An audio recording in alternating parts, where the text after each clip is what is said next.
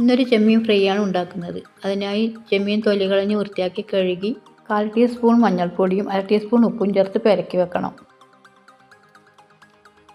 ആവശ്യമായ ചേരുവകൾ: ചെറിയ സവാള, കുഞ്ഞുള്ളി, തക്കാളി, ഇഞ്ചി വെളുത്തുള്ളി പൊടിയായി അരിഞ്ഞത്, കറിവേപ്പില. ഒരു ചട്ടി അടുപ്പത്ത് വെച്ച് ചൂടായതിന് ശേഷം അതിലേക്ക് 2 ടേബിൾ സ്പൂൺ വെളിച്ചെണ്ണ ഒഴിക്കുക.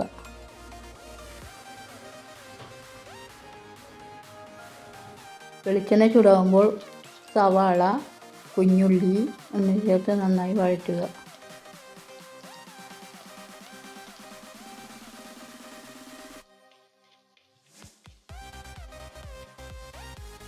അതിലേക്ക് കുറച്ച് ഉപ്പ് ചേർക്കുക.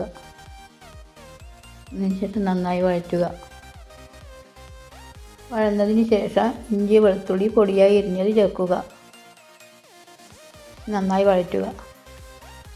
1/4 ടീസ്പൂൺ മഞ്ഞൾപ്പൊടി, 1/2 ടീസ്പൂൺ മുളക് പൊടി, 1 ടീസ്പൂൺ കുരുമുളക് പൊടി, 1 ടീസ്പൂൺ മല്ലിപ്പൊടി, 1/2 ടീസ്പൂൺ ഗരം മസാല എന്നിവ ചേർത്ത് നന്നായി വഴറ്റുക. നന്നായി വഴന്നതിന് ശേഷം അതിലേക്ക് തക്കാളി ചേർക്കുക. തക്കാളി ചേർത്ത് നന്നായി വഴറ്റണം. അതിനുശേഷം ചെമ്മീൻ ചേർത്ത് നന്നായി വഴറ്റി യോജിപ്പിക്കുക.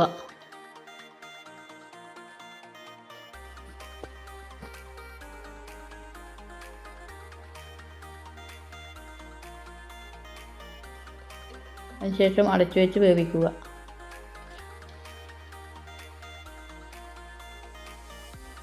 അതിലേക്ക് 1/2 ഗ്ലാസ് ചൂടുവെള്ളം ചേർക്കുക.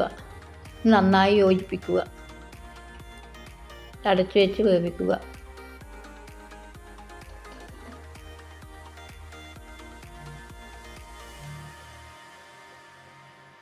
അടക്കം മൂടി തുറന്ന് നന്നായി ഇളക്കി യോജിപ്പിക്കണം.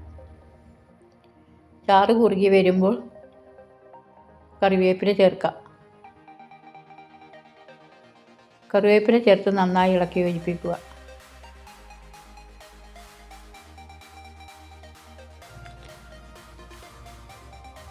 അടുപ്പിൽ നിന്ന് ഇറക്കി വെച്ച് പാത്രത്തിലാക്കി ഭക്ഷണത്തിനൊപ്പം ആവശ്യാനുസരണം വിളമ്പാം.